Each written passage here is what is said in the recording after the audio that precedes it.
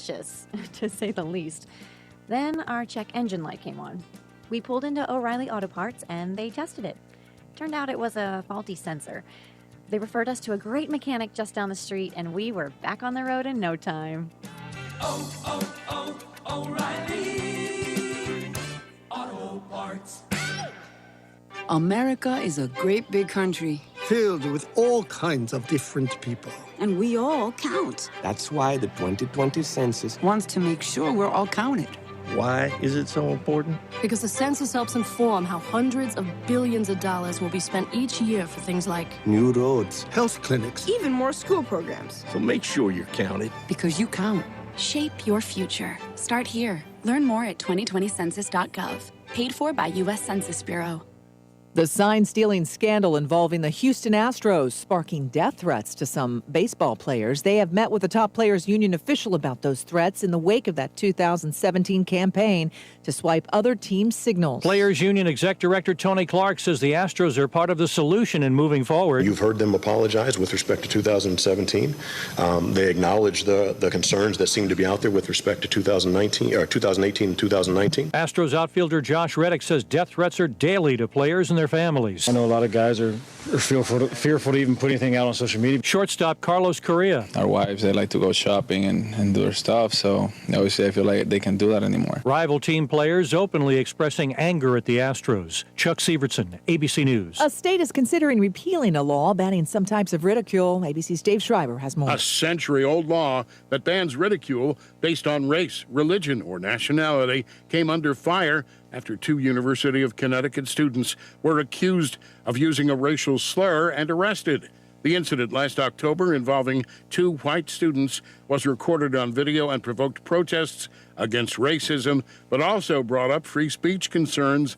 The state legislature's Judiciary Committee is considering a bill to repeal the law, which civil liberties groups have called a violation of the First Amendment. This is ABC News.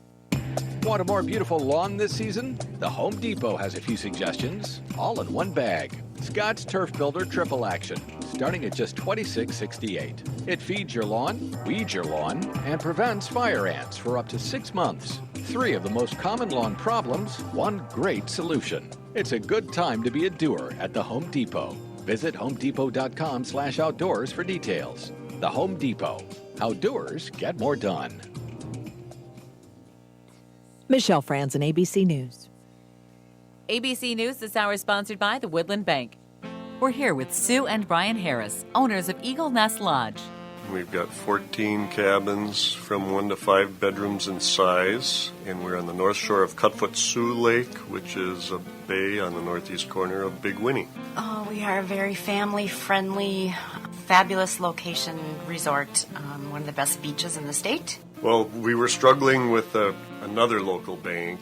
We had an initial conversation with Kurt and then have been working quite a bit with Wayne. We got the immediate impression that they wanted to be on our team and work with us and help us to move forward. So it's been a wonderful experience. I think everyone we've worked with has been fabulous. They've been just very supportive and just really easy to work with. I think they're the friendliest bank around. Member FDIC, Equal Housing Lender. That's the Woodland way. Classic Radio weather. Here's your KOZY weatherology forecast. Mainly sunny skies today with daytime highs approaching 35. Winds out of the southwest 5 to 10 miles per hour.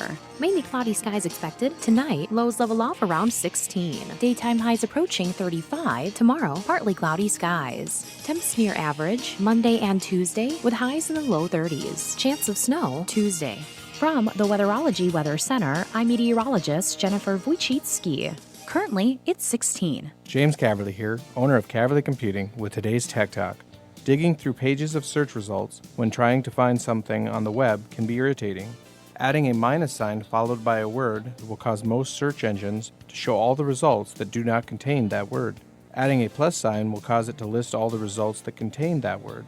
Call us at 301-1460 to learn more, or check us out on the web at caverlycomputing.com.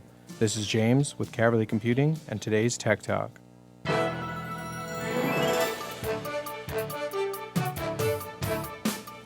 It's time for the Sports Issue on 1320 and 93.1 KOZY and KOZYradio.com. Now back to the point again. Grand Rapids to Bischoff. Shot goal!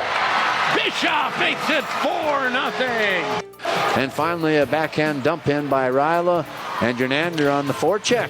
Knocks the puck off the guy's stick. Feeds to the front of the net. There's Ben Trombley to the mask. Save. Goal. Jernander. The Sports Issue is brought to you by Grand Itasca Clinic and Hospital, Jimmy John's, Anderson Glass, and Northern Star Cenex A&W of Deer River. The Sports Issue is also brought to you by Dondelinger Ford, McDonald's, Woodland Bank, and Super One Foods. Lofstrom into the front court, picks up the dribble, goes to Roberts, three-pointer, got it. Roberts finding the range, and it's 26-12. Not a lot of give on this hardwood floor. If any you don't give. say. Was that obvious? Did they teach you that at broadcast school too? Yes, Landon, they did. 32-19, 8:40 to play in the first half. Peart gains some speed through center, goes in, shot, goal! Oh my! Jack Peart! The Sports Issue starts now on 1320 and 93.1 KOZY. And a very good Saturday morning. Welcome to the Sports Issue on KOZY. Joe Gigliotti with Sheldon Willis. Good morning. Good morning. How's things? It's the most wonderful time of the year. Yeah, high school boys hockey tournament super semifinal Saturday. It is, and there's also individual wrestling finals. There's swimming finals today. Seedings are out for girls basketball. That starts next week. It's here, man. State girls hockey finals today. So much going on. And today in particular, the 40th anniversary of the Miracle on Ice. February 22nd, 1980. Do you remember where you were, Sheldon, when that game happened? Okay, I had a paper route, and I got back from my paper route, and I listened. We didn't have a TV, and I listened to the third period in my mom and dad's room on the radio. Listen to the call. I believe it was on a Canadian station live, but I could be wrong. My 14-year-old memory may not be perfect. You were 14 in 1980, huh? Yeah, I was. Wow, cool. Well, hey, so yeah, very, very cool. Today is that 40th anniversary. And let's see, also on today's show, our guests will be Grand Rapids girls basketball in studio in about 20 minutes as they get ready for playoffs. And then later on, Deer River boys basketball as they get ready for playoff action as well. We'll also chat about a Gopher hockey win, a Wild win, a Gopher hockey tie, technically, also a Wild win and a Wolves loss last night to Boston. And on a side note, beautiful sunrise this morning. Did you see it? It's gorgeous. I have seen a few, and they're coming a little earlier now. Mm-hmm. Also, Sheldon, I think easily, if I had to pick my favorite keyboard in the station, would be the keyboard here in KOZY, in this studio that I'm sitting at. And I got here yesterday, and it was a different keyboard. Do you have any idea what might have happened? No. Not a clue? Yes. Oh, I cannot tell a lie. Oh, my goodness. What happened? I ruined your favorite keyboard? Oh, man. You don't like this one? I'll be honest. I made up all that stuff about my favorite keyboard. Oh, okay. I mean, it was a fine keyboard. It was. But I actually like this one better. It is kind of nice. I'm getting used to it here. Okay. But someone may have spilled a hot, dark liquid on the old one. Uh-huh. Does it rhyme with schmuffy? Yes, it does. It does. It does. Oh. And the person who did it, his name may rhyme with Belden. Oh, okay. Well, accidents happen. That's why they call them accidents. So, you have a big day today. Semifinal Saturday for boys hockey. Grand Rapids taking on Elk River at 2 o'clock. And later on, Greenway meeting Duluth-Denfeld. You'll be on play-by-play for Rapids and then color for Greenway. Do you get any more nervous for bigger games like this? I do, actually. I absolutely do. Part of it is just the technical side of it. You're a little more keyed up to make sure everything goes right. There's a few more sponsors, and everyone, you want to make sure everyone gets their money's worth, gets what they're paying for there. And then the game certainly means more. I mean, we can go with a cliche-a-thon if we wish, but basically, that fact that one team is done and one team moves on, it's like a seventh game of a World Series every playoff game in high school sports. A cliche-a-thon. Yes. I like that term. Very Okay, nice. good. So what do you expect today? We'll start with Grand Rapids and Elk River. I expect a tight checking, low-scoring game because that's just what Grand Rapids does now. No one can score on them anymore. It's you better, unless you're really, really good like Hermantown, and then you can, lose 4-2 to Rapids. But, I'm expecting a low-scoring, tight-checking game, and without a lot of chances to score either way. I think Elk River likes to play that style a little bit as well. I'm seeing 2-0 or 3-0 Grand Rapids, depending if they can score into the empty net. Now, they fell behind in that game to Elk River over the holiday tournament, right? They did that. Jack Peart was fighting migraines in that game. He didn't play the second period. It was, and Rapids fell behind and then had a little flurry of goals at the end, and I believe won 5-2, is my memory. That Rapids team, bears very little resemblance to this Rapids team, other than the kids are the same. They fully implemented the Chido system now, and it is a tight checking. And I'm not even sure if this is Chido's preferred system. He's just looked at his talent and said, "This is where the talent lies in this team, and this is how we can win." And the team has bought into it, and they're on what now, a 7-game winning streak? I'd have to check, 7 or 8, yeah. 7 or 8, and 18 wins on the season. This is a good team. They're going to be a tough out in the playoffs. I can't look forward totally. It's like Elk River's dangerous. But I can't wait to see an Andover Grand Rapids final. That's going to be a huge amount of fun. Now, last time Grand Rapids made the section semifinals was in 2017, their state championship season, and boy, that was a wild game, a ton of fun. Grand Rapids fell behind, but they would tie it up at 2. Now here's McLaughlin. Blake McLaughlin ties it up on a laser top shelf from the top of the circle, and we're tied at 2. And then Elk River would take a 3-2 lead, but Grand Rapids answers. McLaughlin picks it up on his stick over to Haynes. Shot, goal! We're tied again! Gavin Haynes is second from McLaughlin! Man. And then Grand Rapids takes a 4-3 lead. It's Hayne again. Back comes Gavin Hayne the other way. Gavin Hayne, 2 goals tonight. High slot. Finds Miller. Miller's shot doesn't get through. Miller on the rebound. In front. Gavin Hayne with the hat trick. And Grand Rapids a 4-3 lead. Oh my gosh. And Rapids would add an empty netter for the 5-3 win. Can we expect, some theatrics like that today? These are two very different teams, and I would say in Rapids' state championship run, well, and that Blake McLaughlin tying goal is still one of those goals that is still shot in my memory from the top of the circle, left side, going left to right as I looked at it at Amsoil, and he just wired that top shelf, and that's when the avalanche really started for the Thunderhawks. But the best teams they faced in the playoffs, in order, Eden Prairie, Elk River, Duluth East. And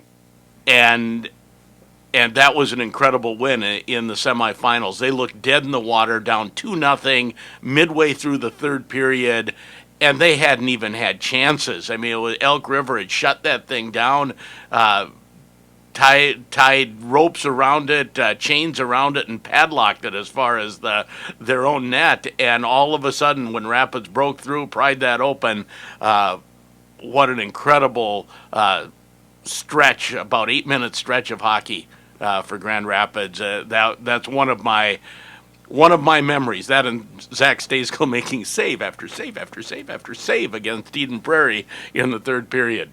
I looked it up, 24, by the way. Nicely done.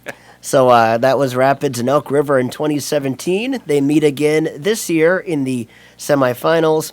Pre-game at about 1:30, face-off at 2 over on J105 The Thunder.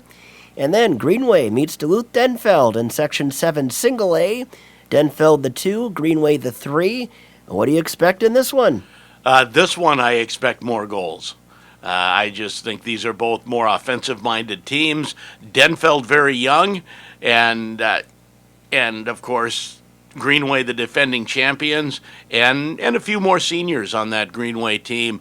I always go back and forth. Sometimes it seems like the senior experience just serves to settle you down and provide a little bit of stability. And sometimes seniors can get tight. I've seen that happen numerous times where a senior-dominated team didn't do as well as they had done the year before as juniors. Denfeld, really young. And we'll see. Sometimes that hurts you in the playoffs. Other times, I don't know. They don't quite understand the pressure, so it doesn't get to them. It's like, pressure? What pressure? We're going to go play hockey. But I'm expecting a little higher scoring game. I really think Greenway has just a little bit too much moxie. I know they lost to Denfeld early. This is a good Denfeld team. I see something like 5-4 in overtime. I like it. I got Christian Miller scoring in late in the first overtime. You heard it here first. That's pretty specific, isn't it? It is, yes. And these teams met in last year's section semifinals. That, of course, a Greenway win on their way to a state tournament appearance and a runner-up finish. Greenway and Denfeld pregame at about 7:45, face-off at 8. Late start over on 96.9. And they only are giving 2 hours per game. It's 6 and 8 for face-offs. Noon and 2 for the first one. So if Hermantown does not reach running time against Eveleth Gilbert, which I don't think so. I think Eveleth is good enough to keep that game close. The odds that we're starting at 8 are pretty low. Our friend, kind of like state tournament time. Our friend Mike Bolstad, I believe I saw a tweet where he said that he believes Eveleth matches up the best with Hermantown. There is no bigger Hermantown hater in the state than Mike Bolstad. Okay. I think he may be looking at that through rose-colored glasses. And I still say if anyone's going to beat Hermantown, it's Greenway. I don't think anyone else in that section will. It's going to be fun to watch. So we'll take our first break on the sports issue. We'll come back with much more on KOZY. Works. Hey, Max here with Down There Ford, and here's the deal. I'm standing here with Rod Ovia, and all I've been hearing about in the shop is the Works package. Rod, what is this thing? For $39.95, we change your oil, rotate the tires, multi-point inspection, top off all your fluids, we even hand wash your vehicle. Hold on. Did you just say we did all that for $39.95? Yup. Well, folks, at that price, you can't afford not to come get the works done down a quick lane at Down There Ford in Rapids. If you're looking for a one-stop shopping destination while traveling through Deer River, or if you're a long-term area member, the Northern Star Cenex Travel Center is here to serve you. They offer 24-hour fueling of high-quality, top-tier Cenex gasoline in 3 grades: unleaded, super unleaded, and non-oxygenated premium. On the diesel island, they offer highly rated Cenex Roadmaster Premium Diesel for on-road users and dyed diesel fuel for off-road jobs, plus propane for your grilling and RV needs. All at Northern Star Cenex in Deer River. It's the Taste of Summer Produce Sale. Hi, this is Nate, store manager of Super One South. Stop in this week and pick up your choice of delicious fresh fruit. 1 pound of fresh strawberries, 6 ounces of Driscoll's raspberries, or 1 pint of blueberries, only 2 for $5. Whole seedless watermelon are only $3.99 each. How about delicious nectarines, peaches, or seedless red or green grapes? On sale this week, $1.99 a pound. It's the Taste of Summer Produce Sale. Super One Foods, proud to be a part of your community. Hi, this is Ben Gook, physical therapist and certified athletic trainer at Grand Itasca. Our sports medicine team is committed to providing care to our local student athletes. We provide baseline concussion testing at many local schools and help to develop a safe return to play should an athlete have an injury or concussion. The Grand Itasca Sports Medicine Team is your first call for sports injury care. We'll get you back to the game as soon and as safely as possible. Grand Itasca, part of Fairview Health Services. Looking for a way to give a nice gesture or a simple way to say thanks? McDonald's Arch Cards make a great gift and are even better to use yourself. Arch Cards come in any whole dollar determination from $5 to $50. These reloadable gift cards can be purchased at participating McDonald's restaurants nationwide. They're reloadable in-store, or you can reload online at any time or choose an automatic reload using your credit card. McDonald's Arch Cards never expire. Ba-da-ba-ba-ba. I'm loving it. If your windows stick, slip, squeak, or leak, replace them with Andersen windows. With low E-glass, low-maintenance exteriors, and rich wood interiors, standard and custom sizes, they can turn simple window replacement into serious home improvement. Stop and see Derek, your Andersen window specialist at Andersen Glass, Grand Rapids.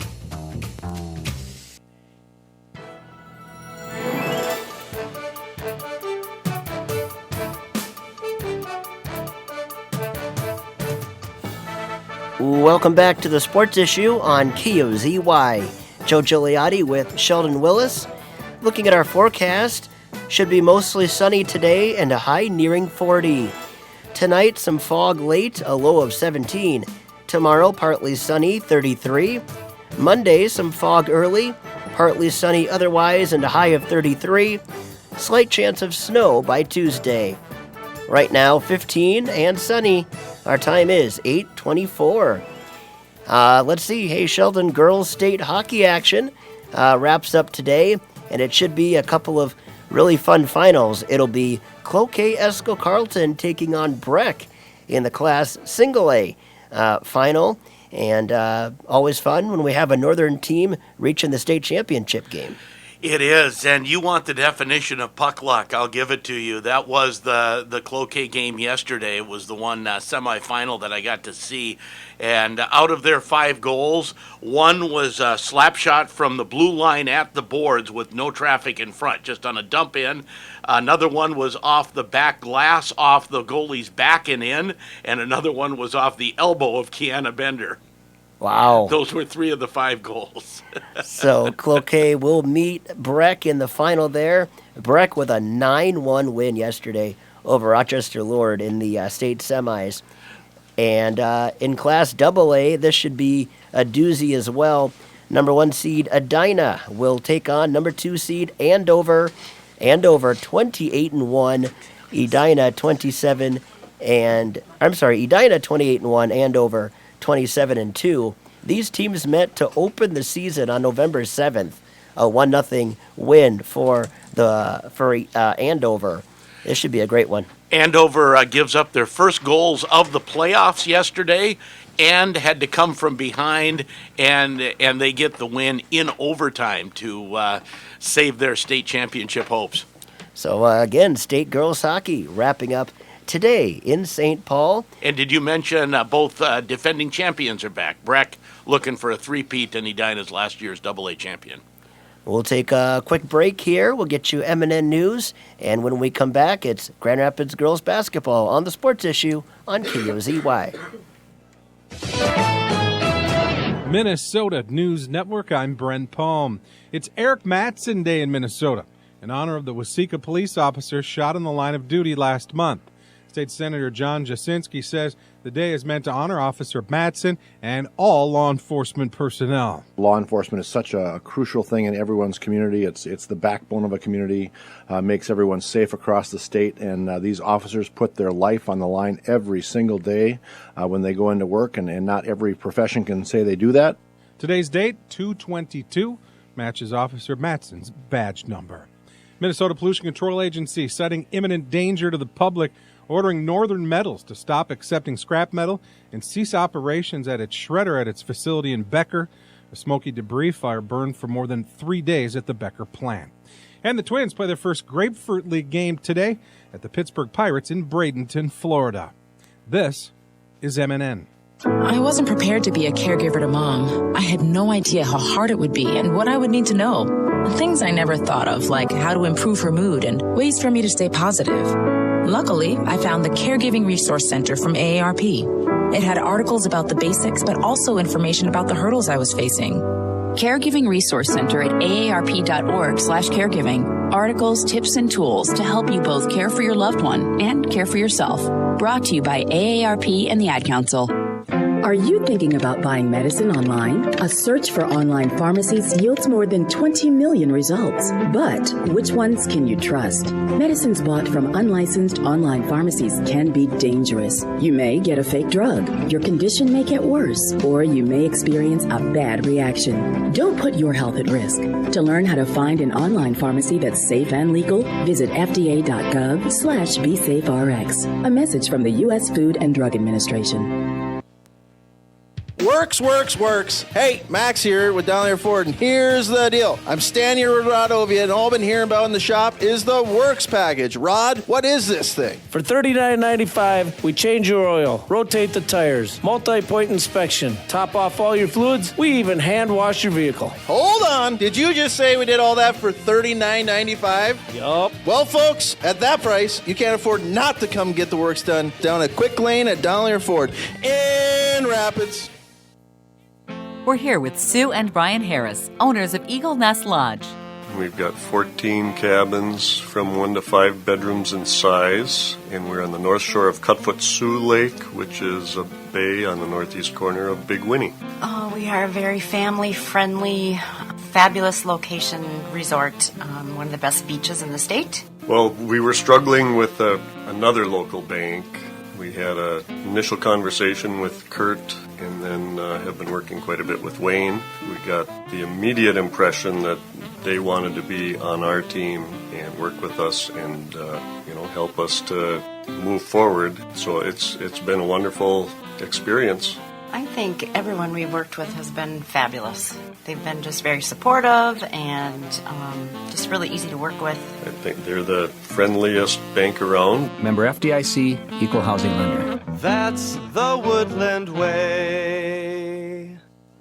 If you're looking for a one-stop shopping destination while traveling through Deer River, or if you're a long-term area member, the Northern Star Cenex Travel Center's friendly, hardworking staff is there to serve you. Hungry? Choose from Freshway subs and salads, Pizza Hut Express, or A&W, or grab something ready-made from their grab-and-go cooler. Plenty of snacks and beverages available, plus their laser-wash 360 automatic touchless car wash. Plus, customers tell them they have the nicest, cleanest restrooms in northern Minnesota. Northern Star Cenex, Deer River. Classic Radio weather. Here's your KOZY Weatherology forecast. Mainly sunny skies today with daytime highs approaching 35. Winds out of the southwest 5 to 10 miles per hour. Mainly cloudy skies expected tonight. Lows level off around 16. Daytime highs approaching 35. Tomorrow, partly cloudy skies. Temps near average Monday and Tuesday with highs in the low 30s. Chance of snow Tuesday. From the Weatherology Weather Center, I'm meteorologist Jennifer Wojcicki. Currently, it's 16.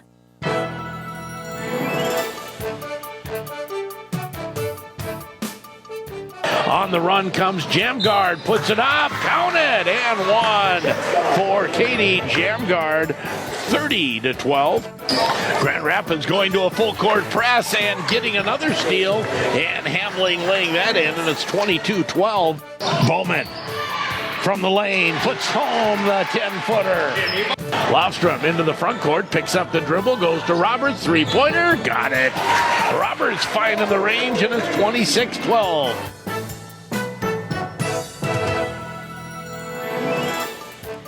Some sounds from the Grand Rapids girls basketball season so far. Welcome back to the Sports Issue on KOZY. Sheldon Willis, Joe Gigliotti, Thunderhawk Gals getting set for the playoffs. You have a pretty full table there, Sheldon. I do have a full table here, Super Joe, and we're keeping you out of it because you're infectious. You may have the coronavirus. No, we're not going to start that rumor. I hope not. No, I don't think it's that. Oh, but good. You just have a virus. Right. Yeah, and I'm just going to kind of stay in my corner here. You've gone viral, so we're going to keep you out of the room. And we have Grand Rapids girls basketball, Maddie McKinney, Jenny Bowman, Taryn Hamling, Maya Roberts, Jaden Hansen. I knew it was Hansen. I was like, okay, first name. All of a sudden, I was worried. And Coach Hamling, as we get set for playoffs and having some fun here on a sunny morning. Playoffs mean the weather's warmer, Jenny, right? So it's all good. It's a good sign. It's spring and sunshine and basketball playoffs. And let's see, seniors, we have 3 seniors here and a couple that'll be back next year. So we'll go here to you, Maddie. Talk a little bit about what's it feel like being to the end of your final regular season in basketball? Lean right. It's pretty sad, actually. I mean, playoffs are always exciting, but to know that it's the last is kind of sad. And Maya, how many years on varsity for you? I'm pretty sure this was my 5th. And does it seem real? When you were an 8th grader? Yes. On the varsity team, and kind of on the varsity team. I get that. We have some 8th graders like that this year that are kind of on the varsity team. Not a lot of playing time. So 5 years seems so long, right? Yeah, when you're that age. It's crazy that it's my last one this year. It's crazy. And when you started your senior season, you went, what? This is going to be my last one? I know, so I'm just trying to make it the best that it can be, and it's definitely been my favorite season so far. And Jaden, talk a little bit about it as well. How you haven't been on varsity quite as long, right? No, last year I was, but I kind of was just there, which is fine. So then this year I actually got to get more playing time, and it was really fun, and it's gone by super fast. I feel like just last week we had our first week of practice, which is just crazy. So which is the harder year academically in high school? Is it your junior year or senior year? Freshman year says freshman year says. Will anyone agree with freshman year? No. I've heard that. Freshman year was the easiest. Okay, well, I get lost a lot, so. Because I usually see it, people saying either junior or senior year. Which do you think is tougher? Well, junior year was hard because my classes were more difficult, but senior year, just you're hitting the senior slide kind of, so you don't have motivation, so it's been kind of difficult at the same time too. Because Jenny's a junior, so I was wondering who had the most difficult time this winter keeping up with academics while basketball was going on. Oh yeah, junior year is hard, all the IB classes you can start to take, and it's hard to balance basketball and school. But you did that? I mean, obviously Yes. you kept your average up enough so you didn't miss any games due to grades. I did. It's been a while in any Grand Rapids sports that I've seen someone ineligible due to grades. And that's a testament to... Wow, it is. And we've always been very, proactive on making sure that our grades are high. And we actually this year have had the highest grade point average that we've had in a very long time. Woohoo! We missed getting the silver last year just by smidgen, and I have a feeling this year we're going to get the gold. That's how high it is. I think we ended with a 3.8 this year. Wow. Overall team GPA. So good job, it's ladies. amazing. Yeah, congratulations. They did amazing, and that's everyone that plays varsity. That's 9th grade all the way up through senior year. So, and to answer the question of the, which grade is harder, it is the 11th grade. I see with the grade point averages, you kind of see that, they're holding steady, and seniors tend to get a better, their GPA is a little higher, but yeah. So 11th grade, I would have to say 11th grade is probably the hardest in So good job not dragging it down too much there, Jenny. Thank you. Now let's talk a little more about basketball. I know I saw you in the fill-in game against Northwoods, which was, it's been a while since I've seen you play a single A team, Taryn. Yeah, it has. It's been a long time, actually. And I know I was, Chris says ever. But I just thank them for being able to come and play us. you find out you lost a game with 3 weeks left, and you're just in dire straits to figure out how to pick up that last game. And they came and played, and I thank them greatly. And they got better. They get to Right. play a team that's higher class, and they walked out of that gym better that night. So. Well, and they came out pretty hard, Jaden. And I know you didn't come out in a press. Was that something you said, we can just play this straight up and be okay? Yeah. Because oftentimes you like that. Talk a little bit about the first few minutes of that game where it ended up 14-12. The first few minutes, our goal was we wanted to keep them under like 20. And so after they started scoring, I was kind of worried, and I think other people kind of worried. So we just had to focus in and just realize that we're the more dominant team and we need to play our game, not down to their level. And Maya, you were lobbying for the press, right? Yeah, I wanted to go into that press. He said, no mercy from the kids here, Coach. When I saw it was 14-12, I was like, okay, seriously, wow, that you surprised me. And so we put on a press for, I think it was 6 points. Yep. 8 points. Okay. And then you kind of got it rolling. I think it was just enough to get the girls' nerves down. And we do tend to start in some sort of a press just to get the momentum going. And I think if you take that away sometimes, the pace of the game can get lowered a little bit for our level too. So, sometimes, you got to kind of get that pace going a little bit. Now I'm going to tease you a little bit. I've been lobbying for a couple single A teams, because there are some great single A. There is absolutely. There's a lot of single A basketball that's certainly at a lower level. I get that. I've seen it. But there are a couple great single A teams around, and I keep saying, I'd love to see a good Rapids team play a good MIB team or a good Cromwell team. One of these top teams in the state. So now that you've done it once. Maybe I'll keep lobbying. Next year our schedule is set. We did enter the Lake Superior Conference, so you will see a Proctor matchup with us. You will see a Duluth-Marshall matchup, which Marshall will be tough next year. They still have got that one. One is graduating, and then the one, I don't know if it's Grace or Gianna. I think it's Gianna Nipkins will be back. So, those are going to be great games for us next year, too, as well. And I know that will change everyone's schedule a little bit, won't Absolutely, it? I've talked to the hockey coach, and basketball changes. Yeah, we did have to drop a few of the larger schools that we play in the cities just to accommodate, but it's what we need to do, and it's a benefit for the girls because now we get to be able to be in a conference.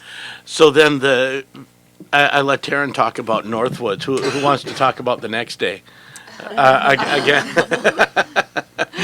Against Hopkins, because you kind of knew what that was going to be like going in, Jenny. Oh yeah, we set goals for ourselves, like maybe not like win, but like get this many rebounds, keep them under this many points, just to like keep us focused on the game.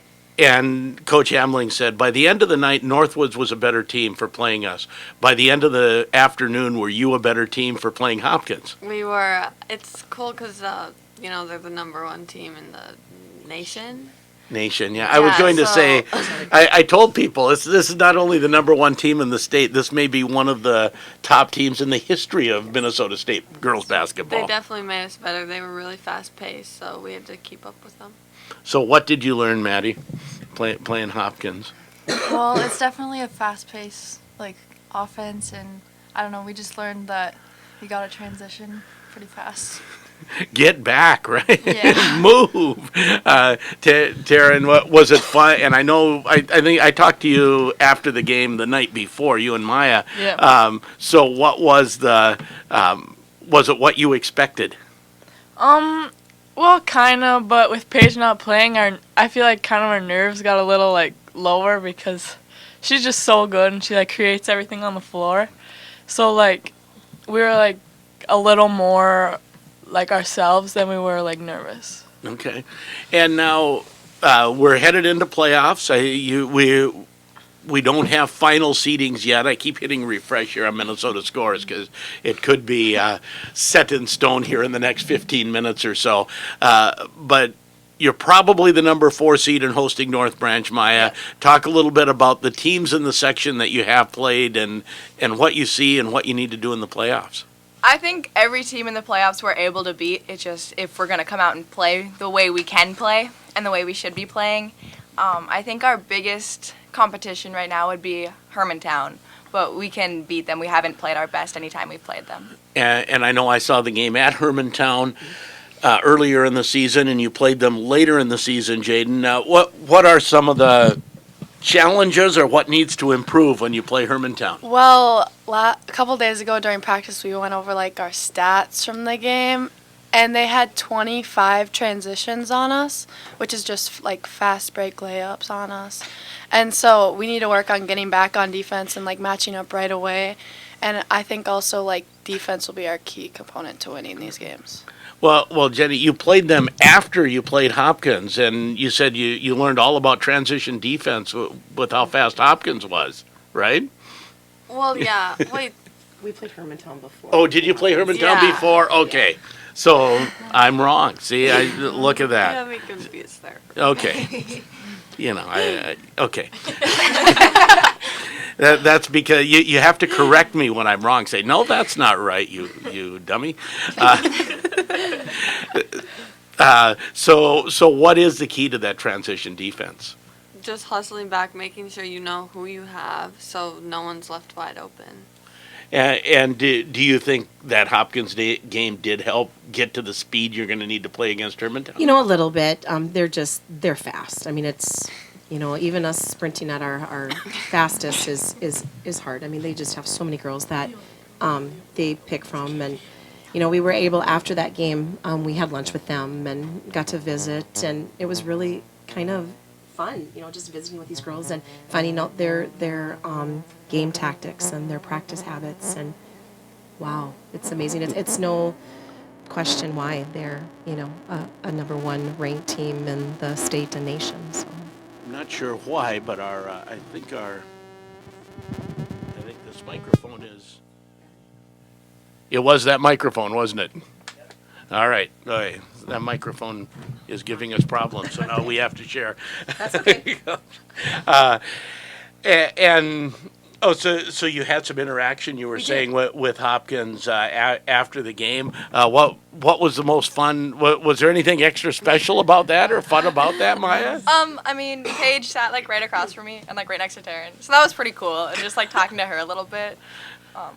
I keep hearing Paige's name. Is that someone that everyone in the girls' basketball in the state of Minnesota kind of looks up to and goes, wow, man, that's the best Minnesota has to offer right now? Yeah, definitely. And, like, there's, like, people that follow her around, like, for shows and stuff, like Slam and Overtime. And it's just crazy because, like, she just is, like, so good. And do you have any memories or some fun parts of meeting with Hopkins and that interaction afterwards? Oh yeah, like we all intermixed and sat by each other, and we just I don't know, we talked about like how our school days went, like kind of compared them, and it was just cool to see how like different our lives were. So have you played North Branch this year, and what do you expect game one? Well, I think, the first time we played them, they had come off of quite a bit of wins. And so, we prepped quite well for them and didn't really know what to expect. And we did get off to a great lead and ended up beating them, I think, maybe 12 or 15. Played Chisago the next night, and, that was a surprise. I thought we were going to beat them more than what we did and ended up with a 2-point win. But, with coming back into North Branch, I think, they're going to be at their top of their game as well. They're going to prep hard. They're going to go back and look at game film. We're playing a little bit different than what we played the first time we played them. We've added a few things, cleaned up a few things that we need to clean up. Still working on the defensive end. We're still, our main focus is still defense. So just going to play hard, and we're working the ball a lot better on offense and looking for better offensive sets. Last time we played them offensively, we ran a few of the offense we would run off of their zone because they run like a 1-2-2 zone. They run it 3/4 or half court as well. So it's just getting back into the gym and prepping really hard on those kinds of things and making sure we're looking for those options that are the best for us. Now, where semifinals go to neutral site, right, Maddie? Yeah. I'm going to be wrong if I say it. I know it's at a Duluth school. Where is it at? Duluth Denfeld. At Denfeld. Okay, that. And do you like playing there or not? What talk about that gym? Some people don't like it. Yeah, I'm not a huge fan. Their benches aren't very great. Their bleachers, it's definitely not my favorite place to play. How about the lighting, Jenny? Is the lighting something that bugs you or not really? It's really yellow. It is very yellow, and it's just, I don't know. It's not my favorite atmosphere to play in. But it is loud, Taryn. You get some fans there, you're going to be... It's so loud, and, it's so hard to hear. We have to make signs for which play we're going to run because it's crazy in there, and then, you can't even hear anything. And you would expect you'll be playing Hermantown. If you get through the first game, you expect you're going to get Hermantown in that second game. Do you like getting the first seed in that semifinal game instead of waiting till the final? I mean, I guess you got to take them sometime if you're going to do it. Right, might as well get them done early with, right? But, I mean, I'm excited to play them again. I just hope it goes in our favor.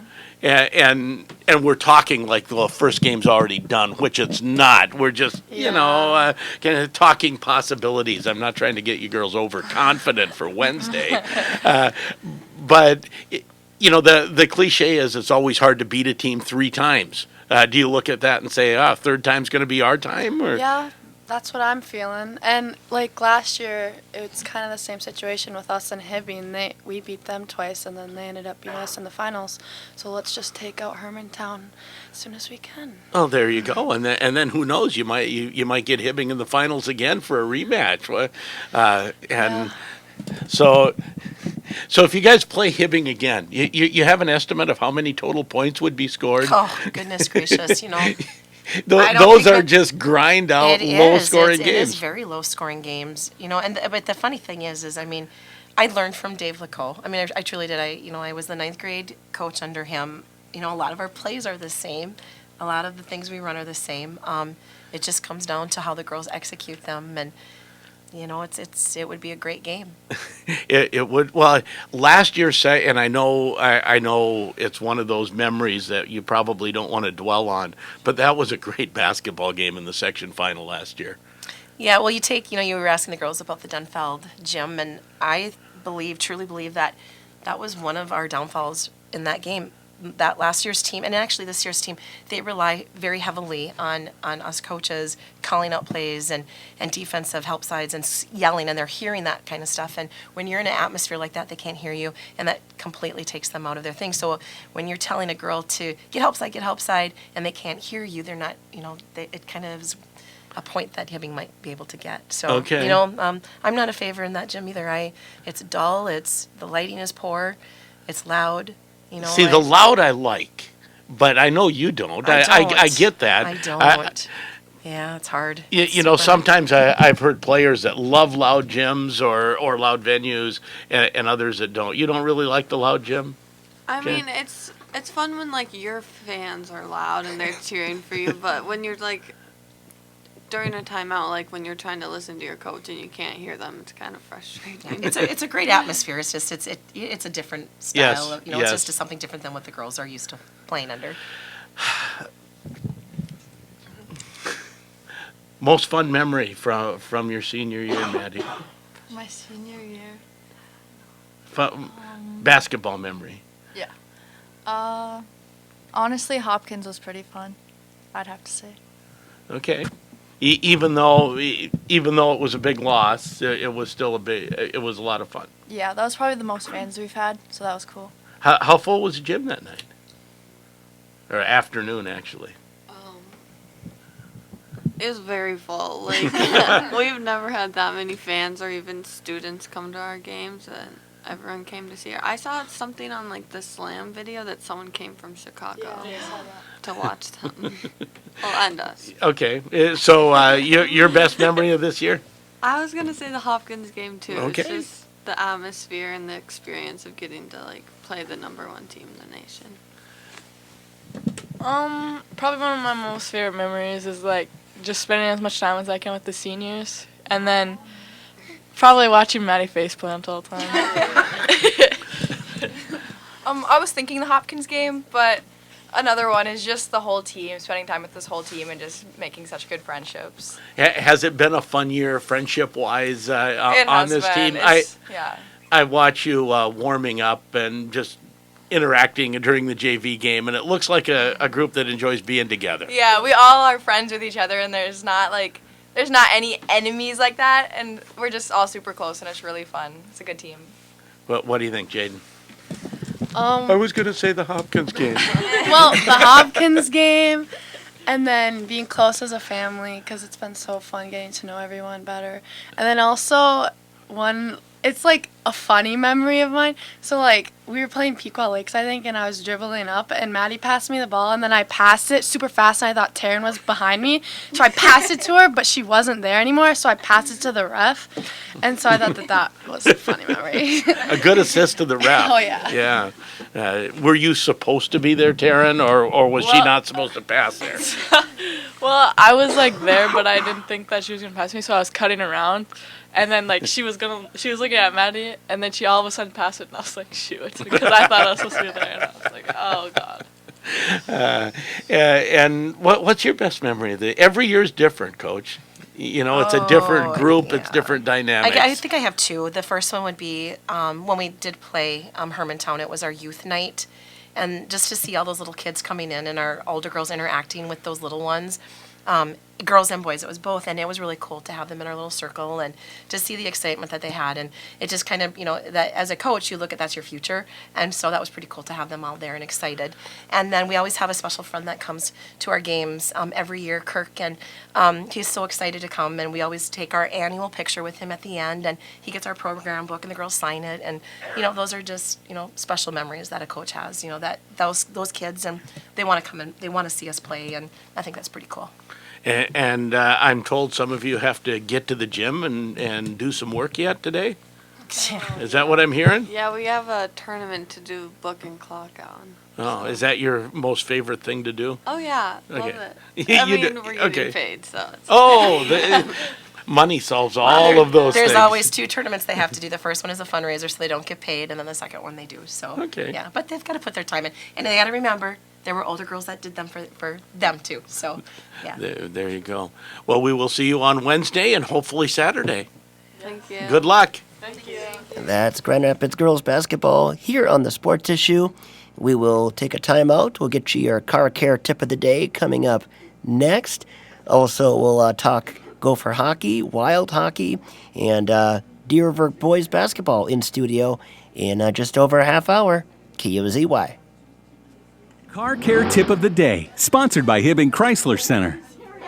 Hey folks, it's the Certified Pre-Owned Deals of the Month coming again from Hibbing Chrysler Center. In addition to the cheap Jeep event going on now, Hibbing Chrysler will pass on to you a deal only available at Hibbing Chrysler. A 2019 Jeep Compass Latitude 4x4 for $19,499. A 2019 Jeep Cherokee Latitude Plus for $21,999. Or a 2018 Jeep Wrangler Unlimited Sport or 2017 Jeep Cherokee Trailhawk 4x4, either for $30,900. Good news is, not only are these vehicles certified pre-owned, Hibbing Chrysler will include a 12-month 12,000-mile max care warranty, but also give you a 7-year or 100,000-mile powertrain to boot. Go to HibbingChrysler.us to view all these specials and apply for Hibbing Chrysler's guaranteed credit approval. Remember, they take anything on trade and can put off your first payment until spring. This event is so huge. Hurry now so you don't miss out. The Cheap Jeep event going on now at Hibbing Chrysler. Right on the corner, right on the belt line, and right on the price.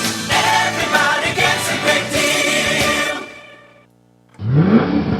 With today's car care tip, I'm Tim Edwards. Headlights are an active safety item and the first line of defense on a vehicle. If you can't see objects in the road, you can't react. To prevent this, drivers must be proactive about headlight maintenance. Proper maintenance maximizes the amount you can see down the road and side road, which can mean additional reaction time, helping you avoid hazards that cause accidents. When it comes to headlights, you need to know there are a variety of choices available on the market to suit your individual needs. There are options available that offer brighter down-road visibility or whiter light, which improves contrast and helps you distinguish objects on the side of the road better than basic headlights. Changing your headlight bulb can be a simple process that may not require a mechanic or service professional.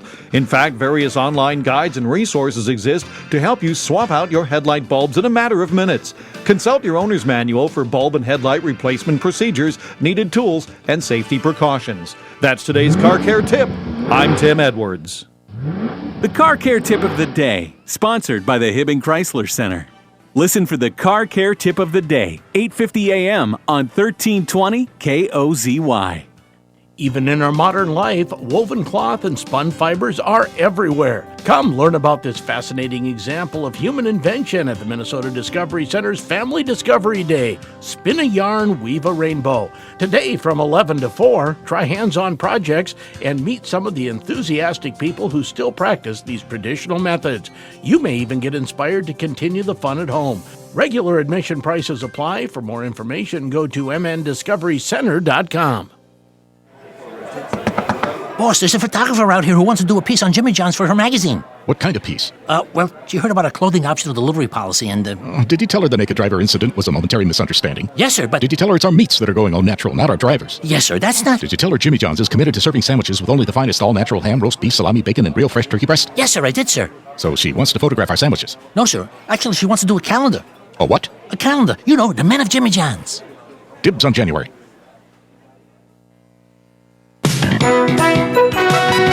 From ABC Sports, I'm Dave Schreiber. In the NBA last night, Kemba Walker sat out with a knee injury, but it was no problem for the Celtics, who had 4 players score at least 25 points en route to a 127-117 win over the Timberwolves. Smart swings it back to Hayward, up fakes the 3, steps to his left, it's in the air, got it!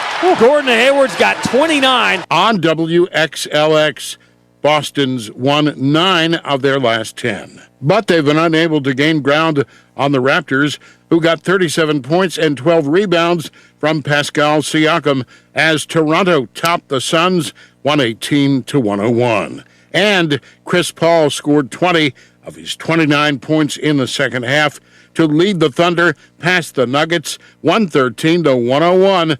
This is ABC Sports. If you're one of the millions of Americans who owes back taxes, if you get nervous when the mail comes because you might get a letter from the IRS, then you've heard. Their enforcement agents are cracking down this year and can garnish your paycheck, levy your bank accounts. Even your home or business could be at risk over unpaid taxes. It's all true, but it's also true there's a way out. It's called the Fresh Start Initiative, an important government program for tax debt assistance. The award-winning experts at Optima Tax Relief will fight to get you the best deal possible, protecting your paycheck and your assets from IRS collections. But don't delay, because the IRS is tacking on interest and hefty penalties every single day. So don't wait until it's too late. Call Optima now for a free consultation. Call 800-343-6460. 800-343-6460. 800-343-6460. Optima Tax Relief. Some restrictions apply. For complete details, please visit OptimaTaxRelief.com. Also last night, Luka Doncic was 2 assists shy of a triple-double, scoring 33 points as the Mavericks beat the Magic 122-106. Doncic fake right, go left, behind the back to Porzingis in the lane. For Doncic, lay it up and in. That's some ball movement, and what a pass by Porzingis. Yeah. On KESN, Zion Williamson dropped 25 on the Trailblazers, who were without Damian Lillard, and the Pelicans won 128-115. To the NHL, Alex DeBrincat scored twice, including the overtime winner, as the Blackhawks got the best of the Predators. Picked off by Keith to the Brincat, a breakaway in overtime for the win over the Predator line. Shoots and scores! On WGN Radio, 2-1 the final, and the Blues beat the Stars 5-1. MLB, some Astros players say they have threatened on social media over their involvement in the team's sign-stealing scandal. Astros outfielder Josh Reddick cites daily death threats to players and their families on social media. So it makes you really wonder what, going to some places where it could be very dangerous outside of the ballpark to even bring your family. Shortstop Carlos Correa says some messages say, if you come to New York, you better watch out. Your wife better watch out. Chuck Severson, ABC Sports. I'm Dave Schreiber, ABC Sports. Classic Hit Radio, 1320 KOZY Grand Rapids, and FM 93.1. From ABC News, I'm Michelle Franzen. In Nevada, after weeks of campaigning, it's caucus day for Democratic voters. ABC's Alex Stone is on the ground in Las Vegas, where there are questions about turnout, the technology being used to tally the results, and timing. On this rainy, cool Saturday here, Nevada's Democrats are being asked to show up at caucus sites, but really, nobody knows what turnout will be like today, since already so many, over 75,000, took part in early voting. That's close to the entire number who took part in caucuses here 4 years ago. But there are about 250 caucus sites in Nevada that for a few hours today will be tabulating Democrats' choices. A new report by the nation's top intelligence officials to Congress detailing the potential of Russian meddling in the 2020 elections, aimed at helping President Trump's re-election campaign, something President Trump dismissed as a hoax. U.S. intelligence also showing Russia is trying to help the Sanders campaign, and the Democratic frontrunner says the threat is real. ABC's Rachel Scott has more on his reaction. Senator Sanders acknowledged that he was briefed and warned by intelligence officials that Russia was trying to boost his campaign, and this was all in an effort to cause chaos in the Democratic Party. Now, Senator Sanders made clear that he does not want Russia's help, but now this is only prompting even more concern heading into this Democratic primary and into a critical election year about Russian interference. The coronavirus still not letting up. More than 2,300 people have died in mainland China. Those numbers continue to go up. World health officials also concerned that despite quarantines and travel bans, the virus continues to spread to other countries. In South Korea, where there are now more than 400 confirmed cases, many of those are part of a religious sect that are being monitored at a hospital. And in Iran, today reporting another death, bringing the death toll there to 5 among 28 confirmed cases. You're listening to ABC News. Howdy, folks. Colonel Sanders here for KFC's $20 fill-ups. There's so much food and so many ways to feed your family, choosing between 3 buckets might be hard.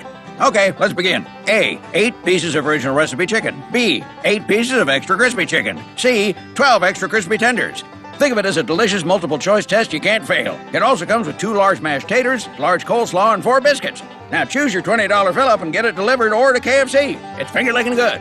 Limited time only. Prices and participation may vary. Tax extra. Delivery service and additional fees apply. There's something new in the oven at the Home Depot. Air Fry. Only in the Frigidaire Gallery Air Fry electric range.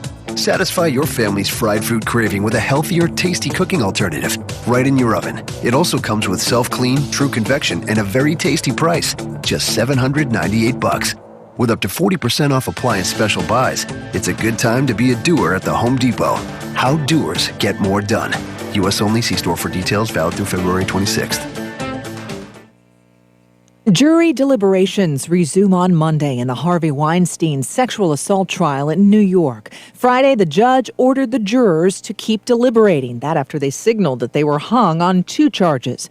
Weinstein has pleaded not guilty to all charges. ABC's Stephanie Ramos has more. Prosecutors boosting their case with the testimony of 4 more accusers, including Sopranos actress Annabella Sciorra, who accuses Weinstein of raping her in the early 90s. Sciorra's case is too old to prosecute. It exceeds the statute of limitations, but her testimony is essential to the 2 top charges. The jury on Friday had much of her cross-examination testimony reread to them. To convict on predatory sexual assault, jurors have to believe one of Weinstein's 2 main accusers, as well as Sciorra's testimony. The coronavirus also spreading in Italy. A second Italian has died from that virus. Small towns working to contain the spread. Doctors only discovered that the 75-year-old woman living alone near Milan had died of the virus after her death. Another man, also from northern Italy in his late 70s, died earlier this week.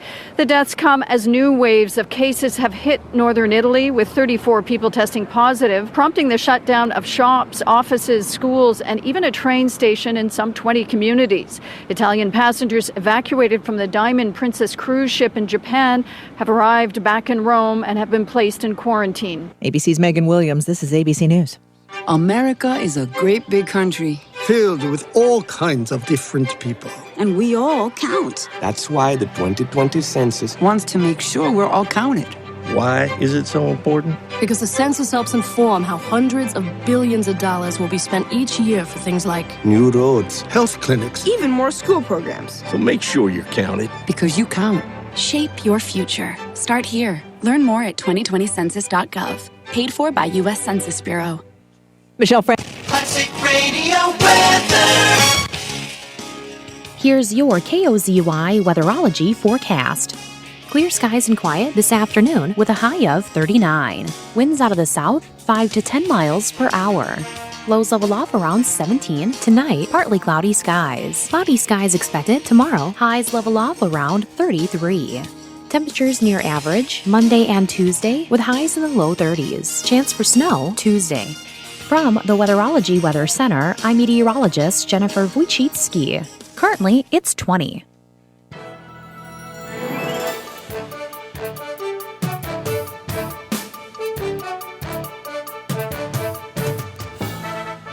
Second hour of the Sports Issue on KOZY, streaming live at KOZYradio.com and a live YouTube link at KOZYradio.com. There should be a link there on Sheldon's Twitter at SheldonKOZY. And glad to have everybody back here on the program. So we covered area boys and girls hockey, and how about some basketball scores from last night? On the boys' side, it was Northwoods 91-45 over Chisholm. Evlith Gilbert 76-60 over Big Fork. It was Perham, one better than Esco, 42-41. Hibbing 76-71 defeating Hermantown. The Dee River boys, who we'll chat with here shortly, a 93-46 win over International Falls. Greenway 74-47 defeating Two Harbors. And Aiken 66-37 over Staples Motley. And Bemidji 84-61 over Cloquet. Also Nashwauk-Keewatin 76-52 defeating Cook County. And there's a look at some area boys scores from last night. I see Nashwauk-Keewatin, Coach Kyle Georgie said they put over 700 miles on this week. They were doing some road warrioring. I guess so, yeah. Wow, I'm impressed. And Deer River was up in International Falls, so hopefully they got some sleep last night before they end up. Did you give the Evlith Gilbert Big Fork score? Did I miss that? I may have missed that one. Okay, Evlith Gilbert over Big Fork, 76-60. On the girls' side, it was Mesabi East, 56-45 over Virginia. Brainerd, 86-39 over St. Cloud Apollo. Here's a good one. MIB 78-71 over Heritage Christian. That was on the road. Heritage Christian, a top 10 team in Single A. Section 7 Single A basketball. Did I say this last hour? The only section to have 3 top 10 teams. Nice. That's a heck of a section. Yes, it is. Cromwell right now number 1 in QRF. Mountain Iron Buell number 4 and Cherry number 9. Elsewhere in girls basketball, we had Ely sneaking by Southridge, 53-50. Proctor, 73-21 over Two Harbors. Cook County, 55-32 over Nashwauk-Keewatin. Black Duck, a 55-42 win over Deer River. And anything else on the ladies' side, Sheldon?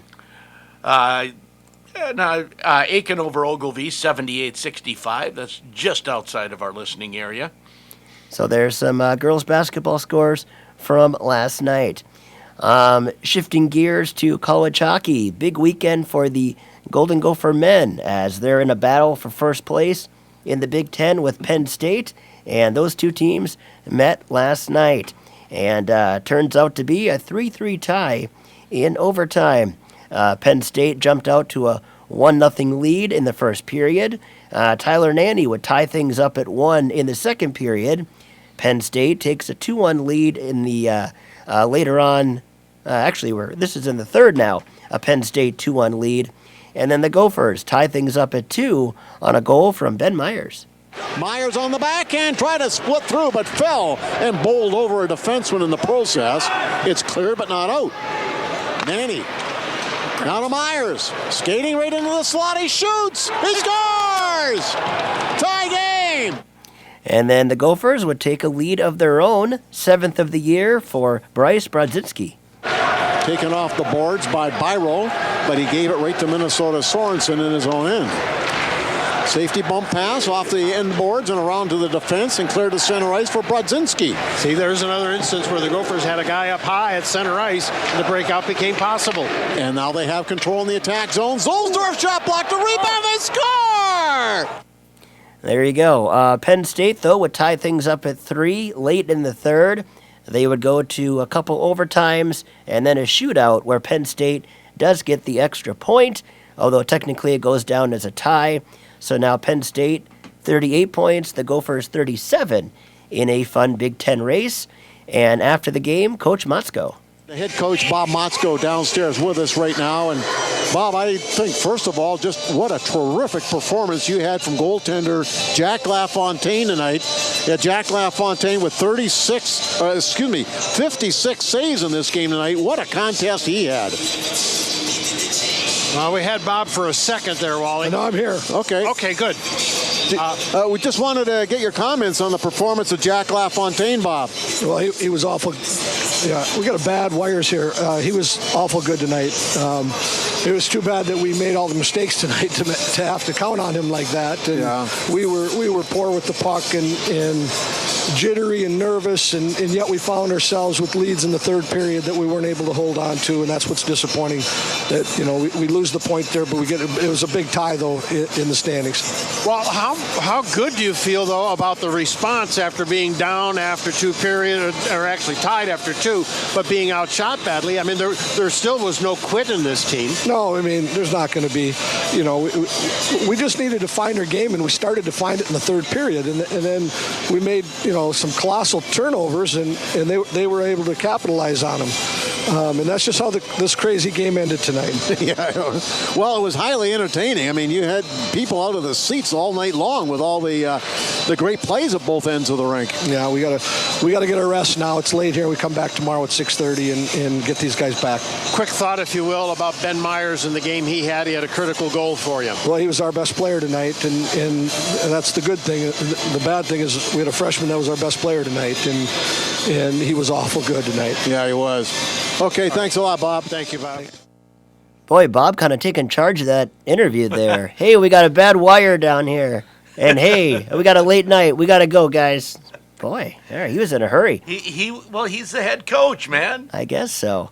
So 3-3 tie last night. We will have game 2 of the Gophers and Penn State on the air today. And the Gophers basically need a regulation win here. Yes, please. That'd be excellent. Okay. Pre-game at 5, face-off at 5:30. Gophers and Nittany Lions again tonight. Catch the game on KOZY. How about 9 points for the first line, each getting a goal and 2 assists? I like that. You like that? Yeah. Elsewhere in men's hockey, Notre Dame 2-1 over Michigan.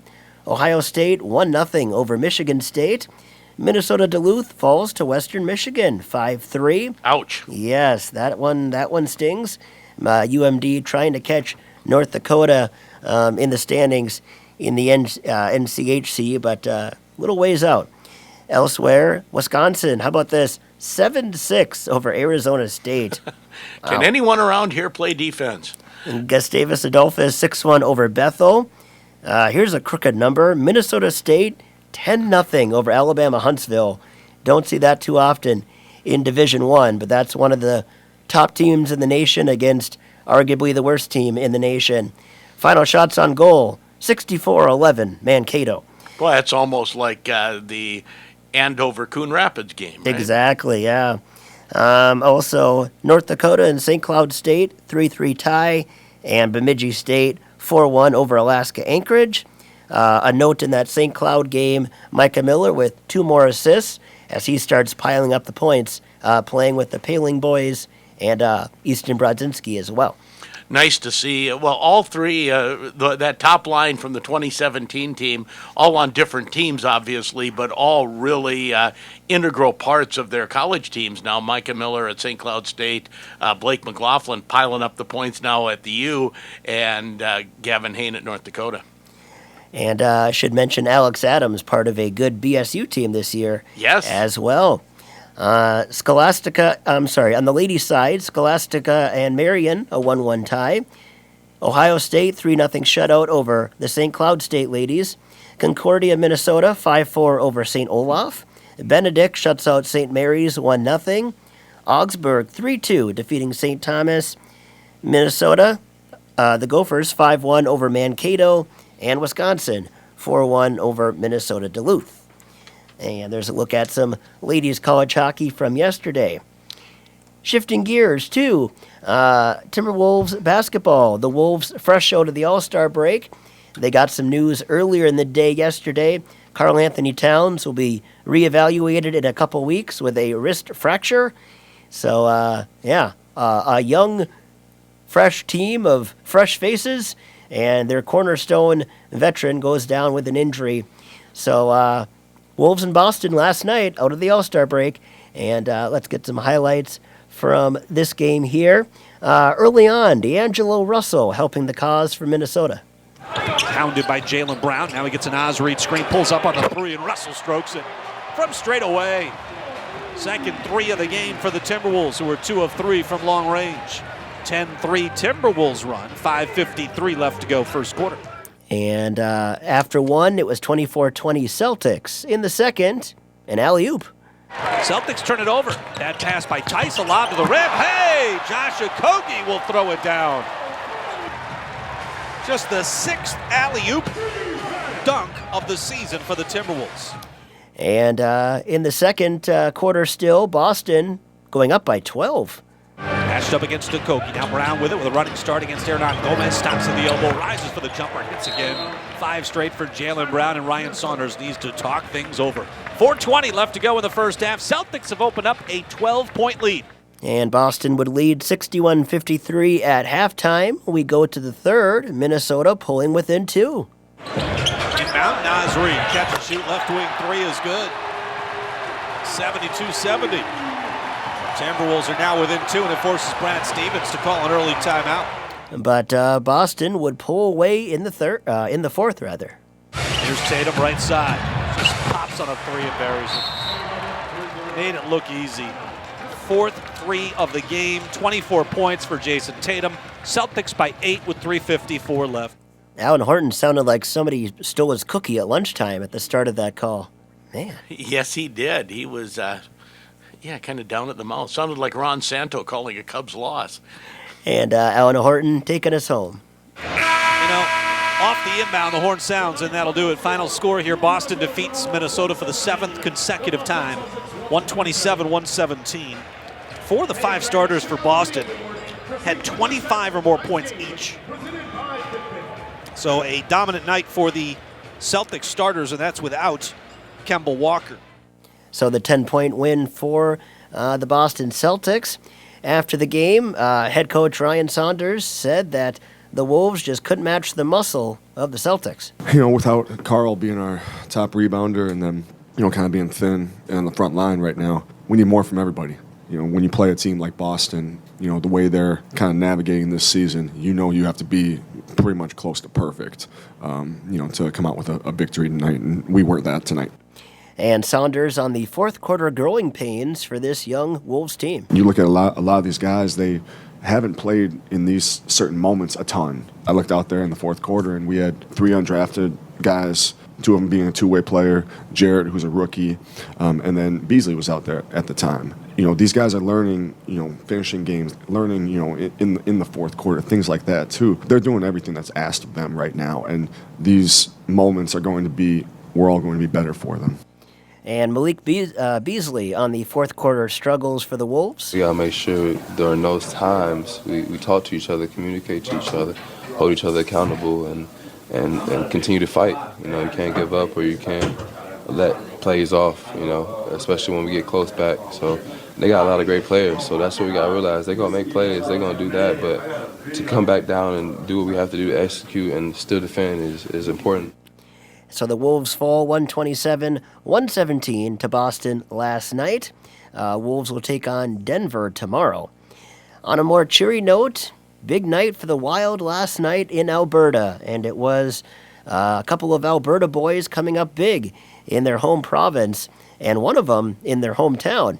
First of all, Carson Soucy, an Alberta boy, tying things up at 2 with the Oilers. Been quiet here in the second. We played 5 minutes and 40 seconds. Chance for Minnesota. Shot by Soucy. Scores! Soucy for Minnesota from the rim of the left circle. Comes back here to the province of Alberta. Celebrates before the home crowd. Him. Got a nice group on hand for the hockey game here tonight. We're tied 2-2. But the night really belonged to Edmonton native Jared Spurgeon in his hometown. Back now for Victor Rask. Rask cruising, left circle, centering pass front. Off Galchenyuk, back for Spurgeon, driving, scores! Spurgeon cranks it up and lets it go from the right circle in the Edmonton native. Spurgeon ties the hockey game 3-3. Parisi on the right wing, Parisi for Suter. He's coming out of the right corner. Back here on the left side, quick backhander. That time by Spurgeon, he scores! Spurgeon snuck one in on the backhander from the left circle on the short side. And the Wild have their first lead of the hockey game. It's 4-3. And then Edmonton pulled their goalie late in the game. Spurgeon actually took a penalty and then hops out of the box and helps force a turnover, and he was off to the races. Played here by Gagne. Wild gets Spurgeon back on. They're back at full strength. Spurgeon breaks up the shot by Bear, takes the pass. Spurgeon's going to get the hat trick. He's in all alone. He shoots, he scores. Jared Spurgeon with his 8th, his 9th, his 10th goals of the season. The Wild lead by a score of 5-3. First career hat trick for Jared Spurgeon in his hometown of Edmonton. They defeat the Oilers 5-3. After the game, Spurgeon with Kevin Fulness. We're joined by Jared Spurgeon out there at Rogers Place. A hat trick. Jared Spurgeon, are you kidding me? How'd that one feel?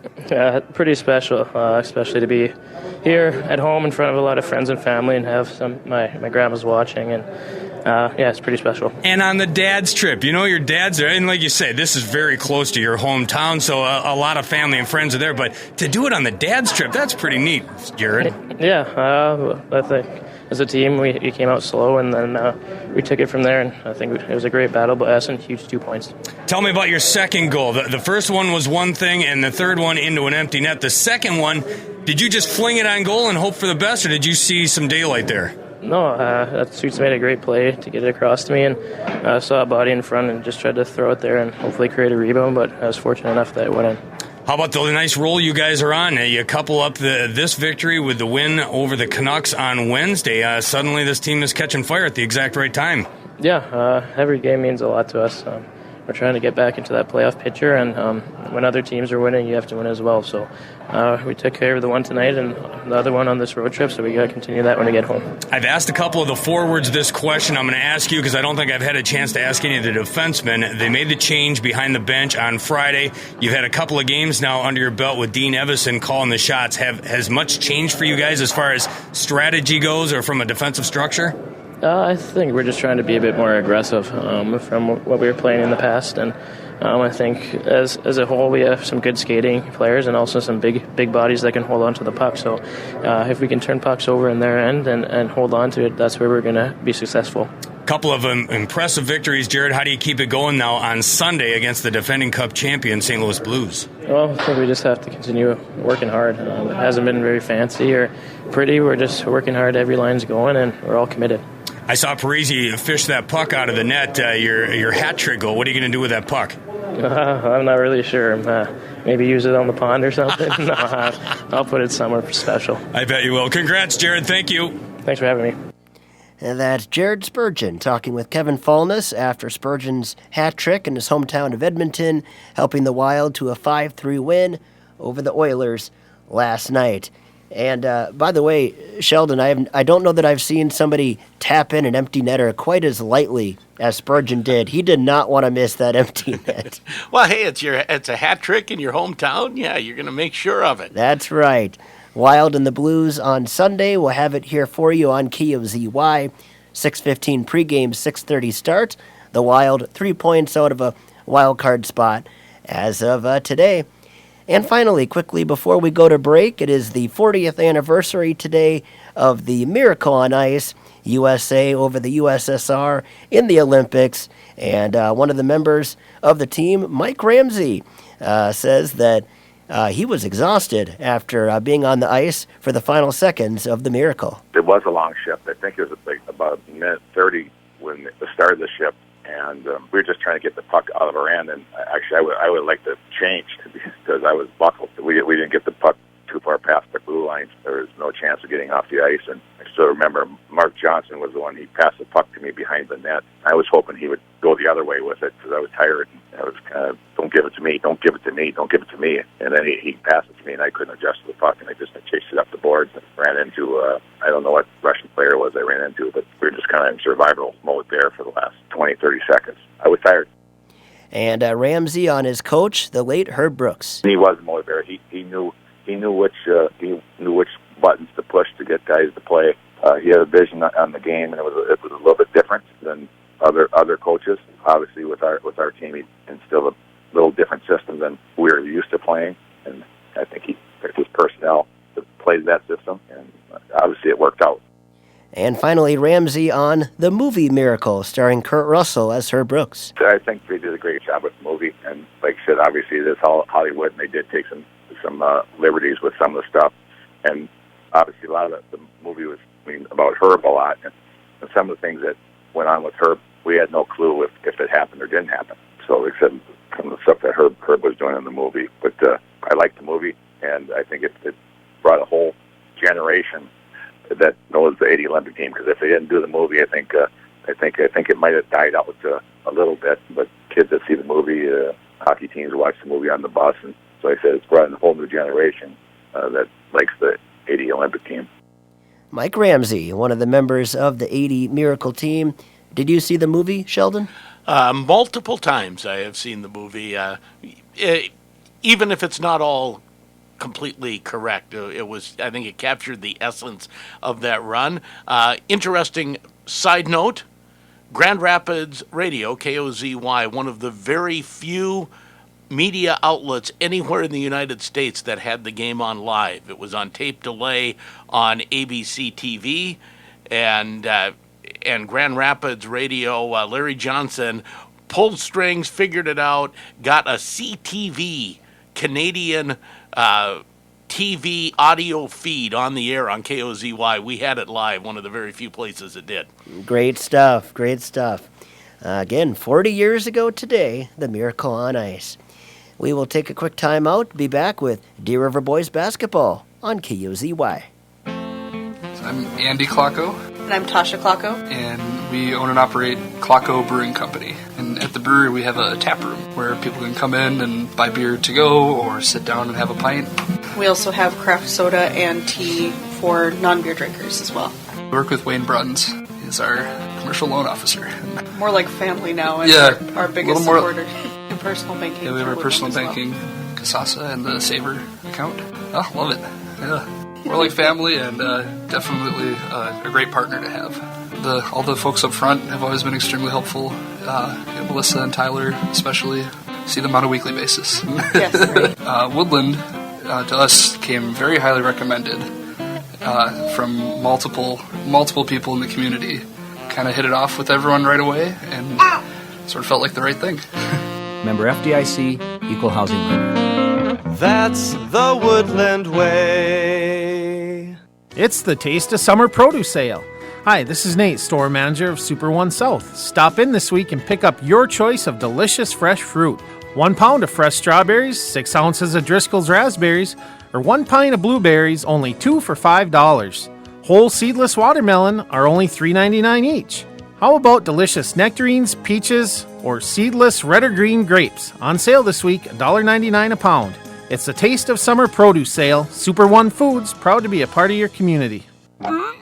If your windows stick, slip, squeak, or leak, replace them with Andersen windows. With low E-glass, low maintenance exteriors, and rich wood interiors, standard and custom sizes, they can turn simple window replacement into serious home improvement. Stop and see Derek, your Andersen window specialist at Andersen Glass, Grand Rapids. Classic Radio weather. Here's your KOZY Weatherology forecast. Clear skies and quiet this afternoon with a high of 39. Winds out of the south, 5 to 10 miles per hour. Lows level off around 17. Tonight, partly cloudy skies. Cloudy skies expected tomorrow. Highs level off around 33. Temperatures near average Monday and Tuesday with highs in the low 30s. Chance for snow Tuesday. From the Weatherology Weather Center, I'm meteorologist Jennifer Wojcicki. Currently, it's 20.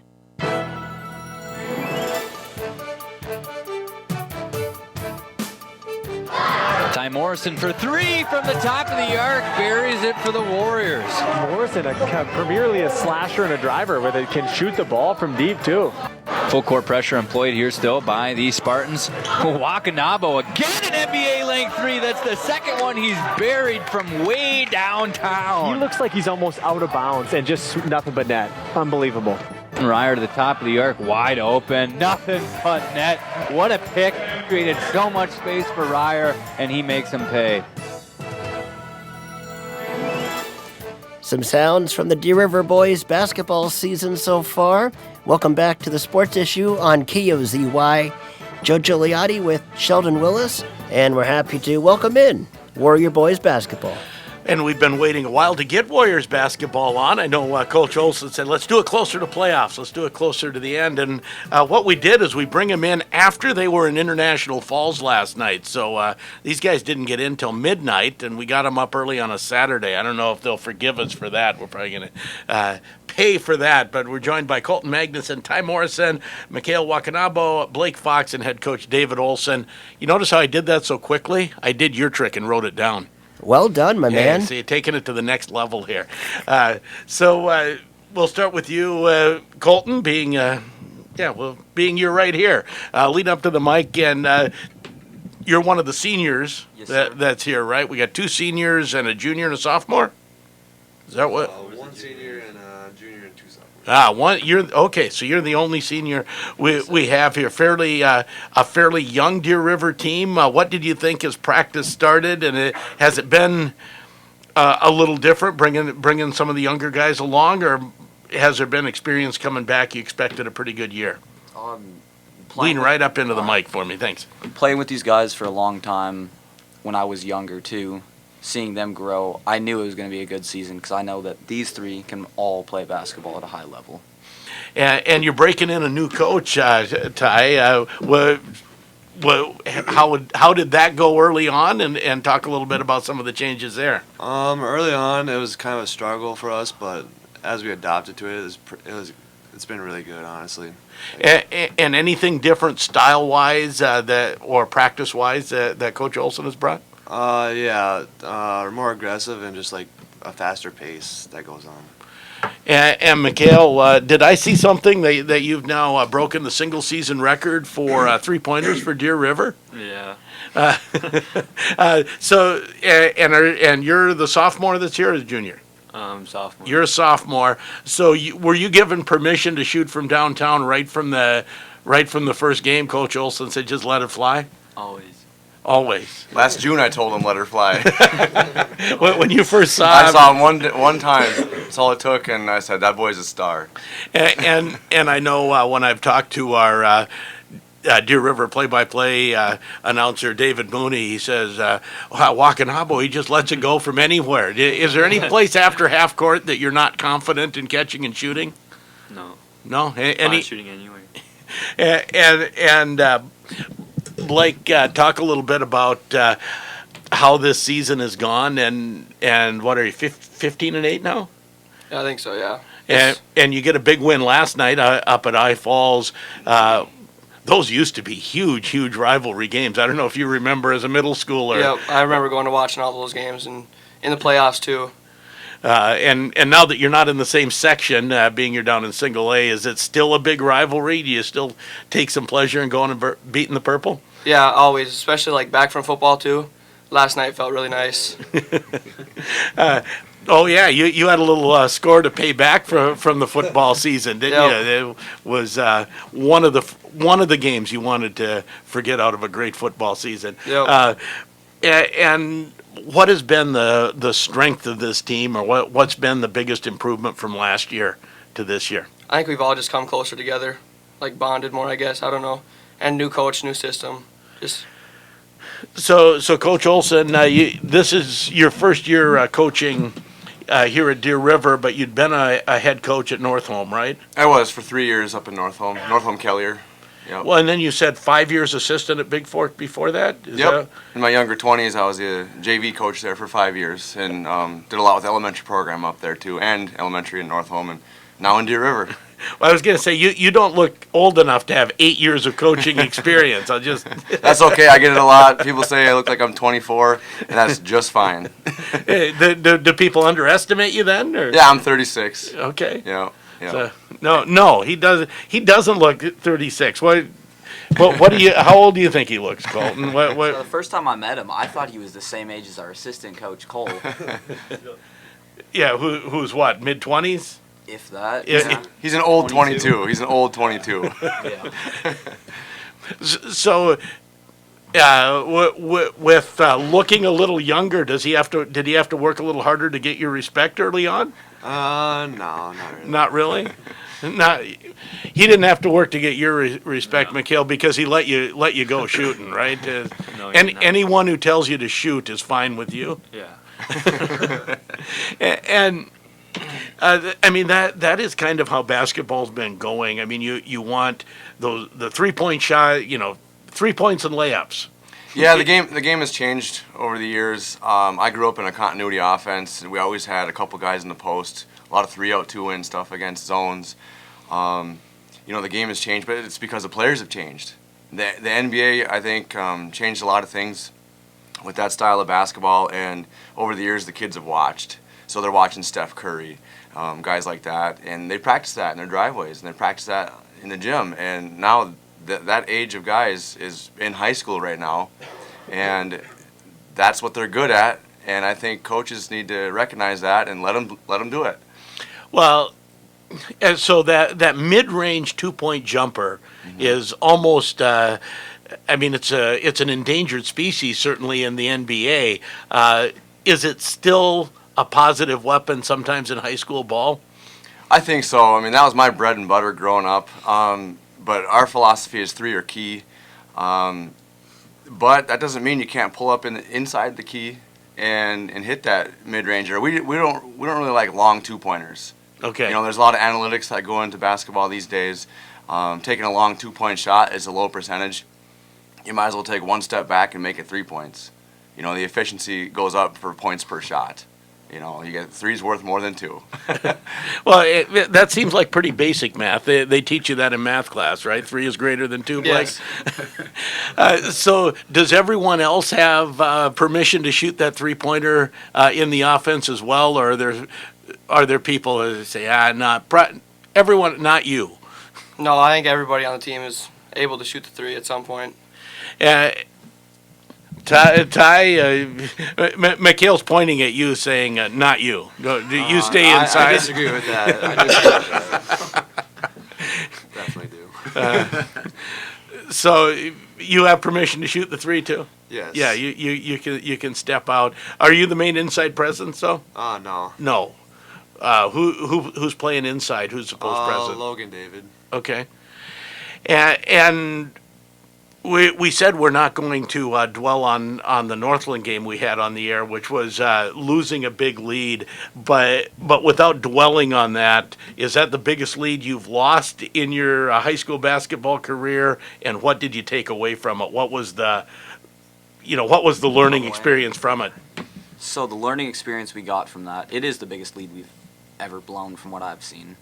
And the takeaway from that is never underestimate your opponent. Okay, we've been beating Reamer pretty consistently for years, but every once in a while, you go into the game, your head's not in the right space, and all of a sudden they start making a comeback and keep going.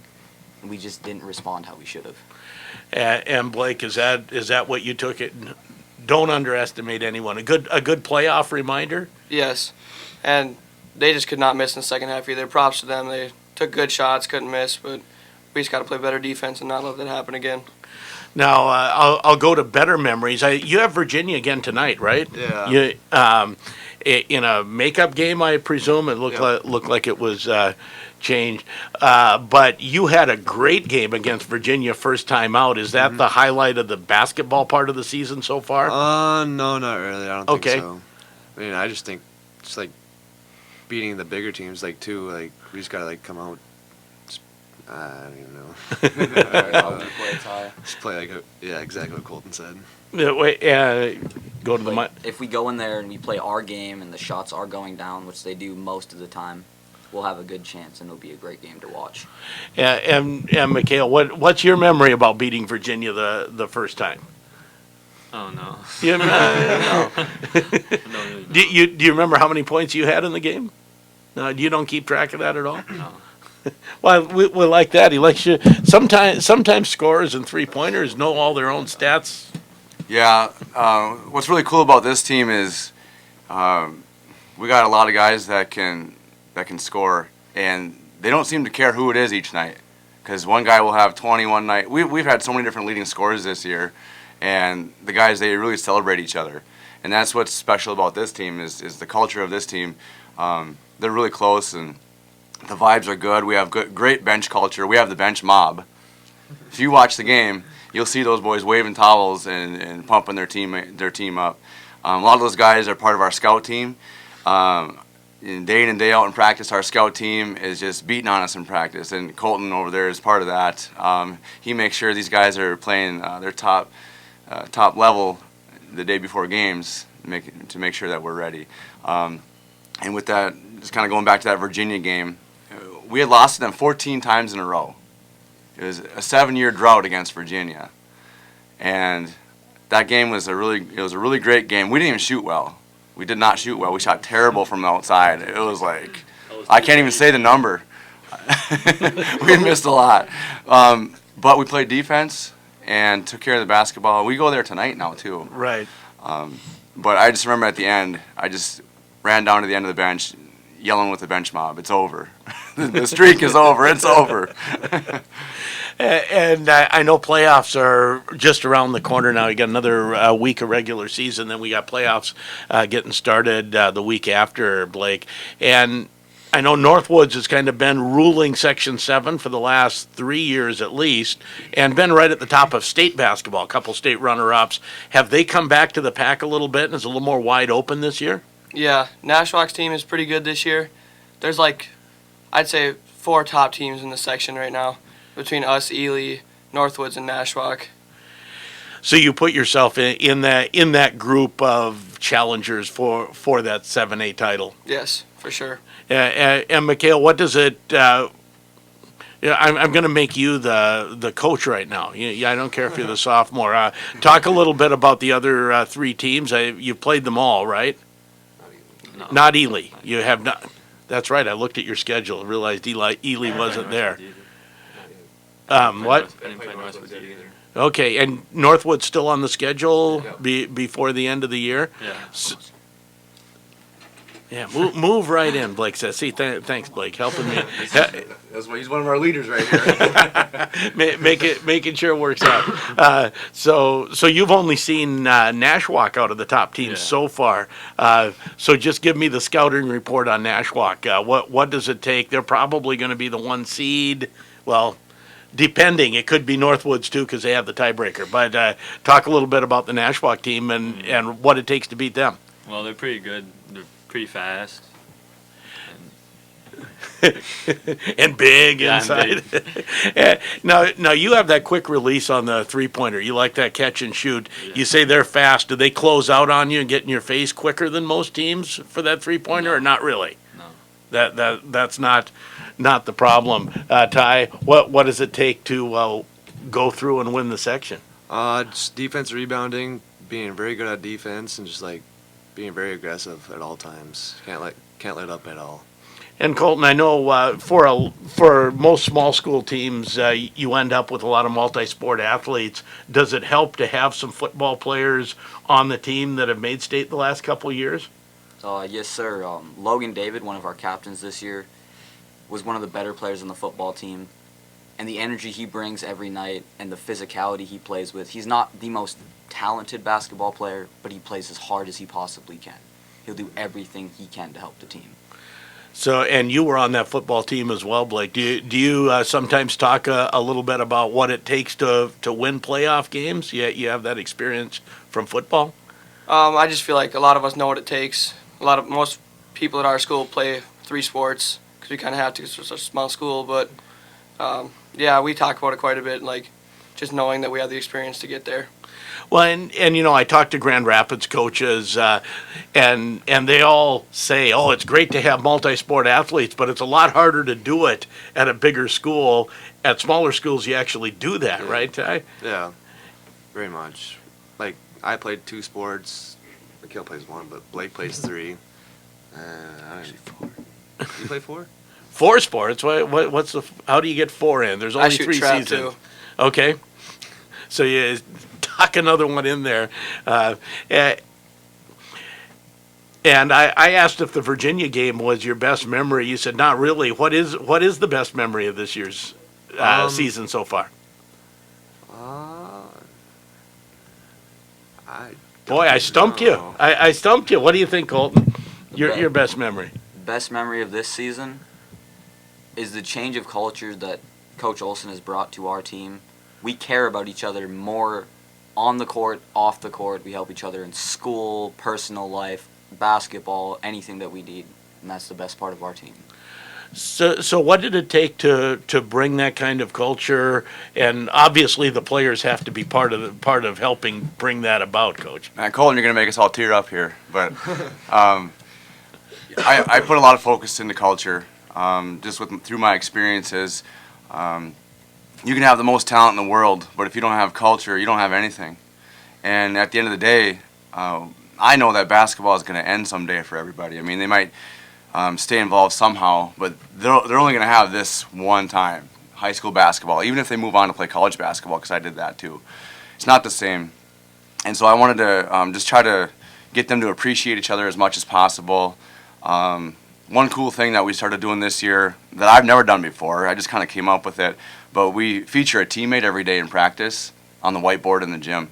So we've gone from seniors all the way down to freshmen now. We're almost done with everybody, but each day we feature one. And we'll write their name on the board, and we have 3 great things about them as a person. And the players volunteer, they raise their hand to answer that. And then 2 great things as a player. So there's 5 great things about them written on the board. And then my assistant coach and myself add 1 as a player and 1 as a person. So it just kind of takes basketball. We're in the gym all the time together, but it takes basketball out of it for a moment, just so we can appreciate each other as people. And then we also, put a couple things on there about their game, and the guys are really creative. I don't know if it was Ty's turn one day, but someone's like, he's a dimer because he's dishing off the ball so well. I don't know if that was his, but I don't know. Silent Assassin, Mikhail. There you go. That was one of his, and you can see right there. You don't see it, but on the court, man, look out. So just lots of little culture things. Grades with school. We have a grade policy that the boys have really responded to. If anybody has an F, we check on Wednesdays, and they got to do a half a practice of homework at practice. And in the second quarter, we had 30 kids from 9 through 12. Everybody passed every class. It never came down to midterm, and never came down to the quarter. Just small things like that, and I think the boys know that we care about them. We want them to get their degrees, number 1. We want them to be better people on the same line, and we want them to be better basketball players. So better people, better students, better basketball players. That's the culture. So, and Blake, talk a little bit about how that's affected the basketball team overall. Do you like the whiteboard deal? Do you come up with stuff for other players? I try to. I don't know. I think it's really good culture. I enjoyed. It's probably the most fun I've had in basketball in a long time. So. And is the fun some of what translates into playing loose and playing better basketball as well? Yeah. Yep. We have a lot of fun in practice, like when we're scrimmaging with scout team. We joke around, but we also stay focused at the same time, so just a good mix of both. Do you ever have to rein them in and get them a little more focused, Coach? All the time. I have a goofy personality, and it's hard for me to keep that in sometimes, but I think they know when it comes down to business that I'm really competitive too, and I want them to be their best. So when it comes time to be on Team D, I mean, we're doing it. We're not goofing around. I mean, we're closing out, we're boxing out, or they're doing 10 push-ups. And they hated it the first time I did that, but the next game we've out-rebounded most teams since then. And now they do the push-ups and they kind of laugh about it, like, yeah, I missed my box out. So that was part of the culture change too. But they've responded really well. So am I hearing there's kind of a balance with Coach Olson between being tough on you guys and also being loose and joking around some? Yes, sir. The way I see it, I'm a senior, but I play on the scout team with the younger kids, and my job is to work the starters. And when we do that, we're all friends, but when we are running those scrimmages, I do my very best to push them to their limits, attack the things they're not good at so they see it. Now, and I'm sure the rotation by now is pretty much set, when people are coming in and so far and so on. But has there been some pretty good competition for rotation and spots this year? I think on the bench, yeah. And we had like a few guys that are like want to play, and then there's like these guys that really want to play. And we have a few freshmen that get good minutes out the bench that prove themselves every day at practice, and they've really improved themselves in the games too. And Mikhail, you get the silent assassin treatment. Are you as quiet on the floor as what you are off? You're not trash talking other teams after you launch one? Try not to. Yeah. Well, and why not? You get a little point, a little yell. That's just not your style. No. Has it ever been, or do the guys try to get you to talk a little more, or not really? No, not really. really. They just kind of you just let Mikhail alone because he's going to shoot the ball. That's what you need. Yep. So, is there anything about Mikhail that you can tell us that people wouldn't know? That's something a little out of the ordinary. You tell on a teammate day. Should be a good thing. Maybe something that was on the whiteboard. He's a great person. He's really chill. I don't know, fun to hang out with. So, have you learned anything from the whiteboard feature a teammate where you say, I didn't know that about him? He's very once you get around him, he's actually very loud. But not like loud, but okay. You're gonna talk to him. You guys are gonna talk to each other. But how about other teammates? Have you learned stuff about other teammates? Yes, I definitely have. From there, how about you, Colton? You learn anything about the younger guys? A little bit. We are a really close-knit group of people, so we know each other fairly well. But every once in a while, it's like, wow, really? So you got Virginia tonight, Northwoods during the week next week. What else finishes off the season? The mic's kind of at you, Blake. If you know, otherwise you can pass it off to the coach. We just got to end strong and start the playoffs strong. Just continue what we're doing and play our game. And this year we get playoffs at Hibbing, I see, not down in Duluth. So do you like that better, Hibbing Memorial, as opposed to Romano, or what's... I played in both. I've coached in both. I'm sorry, but I love Hibbing better. I really like Hibbing. Yeah, it's that. Oh man, I grew up there screaming for my team when I was in 4th grade. I graduated from Big Fork, and they had a state team that year. You scream your head off. Those Bob McDonald Chisholm games. Yeah, Big Fork they were great. Jerry Shibodi was the coach back then, who's now the assistant in Northwoods. I have a lot of respect for that guy. A lot of the stuff I teach is from his system and my old coach, Coach Paul Zimmer, who was his assistant. But, a lot of great memories in Hibbing. And it's just, it's not Romano, which is also fun. It's just a little bit more nostalgic to me.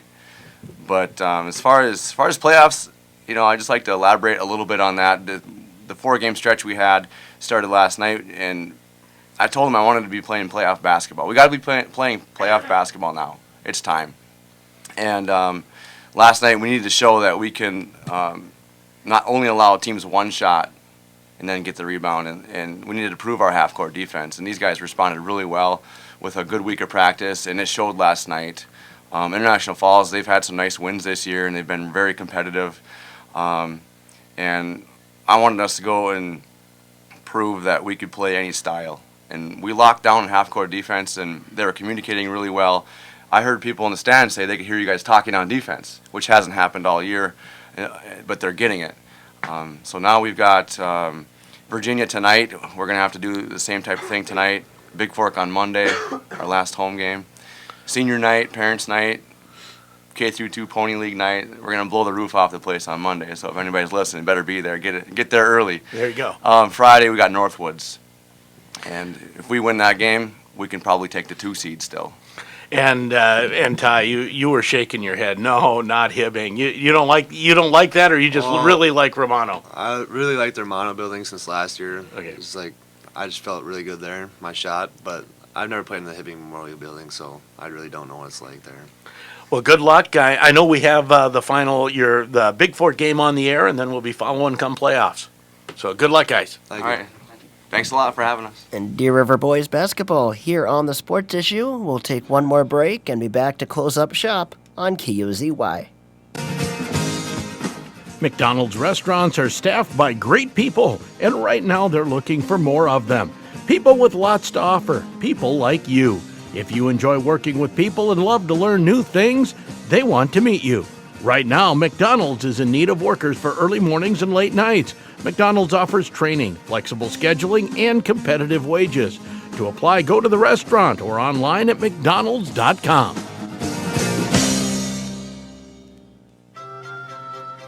Hi, this is Denny Holzman, Doctor of Physical Therapy at Grand Itasca. As a member of the Grand Itasca Sports Medicine team, I'm happy to help expand our coverage to my hometown of Hill City. Now providing training room time and sideline coverage, we're able to support more local athletes, ensuring safe play and prompt injury care. The Grand Itasca Sports Medicine team is your first call for sports injury care. We'll get you back to the game as soon and safely as possible. Grand Itasca, part of Fairview Health Services. Freak yeah, Jimmy John's. Freak yeah, what if I just needed 1 sandwich delivered? Freak yeah, we can do that. What about 100 sandwiches? Freak yeah, we can do that. What about 24 sandwiches? Freak yeah, we can do that. 67 sandwiches? Freak yeah, we can do that. You know, 67's a prime number. Freak yeah, a whole number greater than one whose only factors are 1 in itself, I know. Great. I'll take 1 turkey tom, please. Freak yeah, 1 turkey tom, on the way. Freaky fresh, freaky fast, Jimmy John's, freak yeah! And now, a page from the diary of Flo. Dear Diary, the ghost is back. This house is protected through Progressive, but that doesn't mean it's not haunted. How else would you explain that radiator-like clanking sound? Or the moon-colored light in the hallway that's gone by morning? Maybe he never bundled home and auto, and he's doomed to suffer an eternity without the savings. Save an average of 17% on car insurance when you bundle home and auto through Progressive. What was that wind-like sound? Oh, right, the wind. Progressive Casualty Insurance Company and affiliates. Discounts not available in all states or situations. Don't you love that feeling when you've just nailed your look? That's how it feels to use Stitch Fix, your personal styling service that delivers hand-picked clothes right to you. Stitch Fix is simple and convenient. Sign up in just a few minutes, and you can try out new styles right at home. And there's no subscription required, ever. So, isn't it time you started nailing your look? Get started today at StitchFix.com. Stitch Fix, personal styling for everybody. And welcome back to the Sports Issue as we wrap things up on our Saturday morning. This weekend on KOZY, we have Gopher Hockey at Penn State. Tonight, 5 o'clock pregame, 5:30 drop of the puck. And then tomorrow, Gopher men's basketball against Northwestern, 1:30 pregame, 2 o'clock opening tip. Tomorrow night, Wild Hockey against St. Louis, pregame at 6:15, face-off at 6:30. And today, over on J105, Grand Rapids Hockey, section semifinals against Elk River, pregame at about 1:30, face-off at 2. And on KMFY tonight, Greenway Hockey, section semifinals against Duluth-Denfeld, pregame at about 7:45, and face-off at 8. And a big thank you, as always, to our sponsors, Grand Itasca Clinic and Hospital, Jimmy John's, Anderson Glass, and Northern Star Cenex A&W of Deer River. Thank you also to Dondelinger Ford, McDonald's, Woodland Bank, and Super One Foods. For Sheldon Willis, I'm Judge Gigliotti. This has been the Sports Issue on KOZY.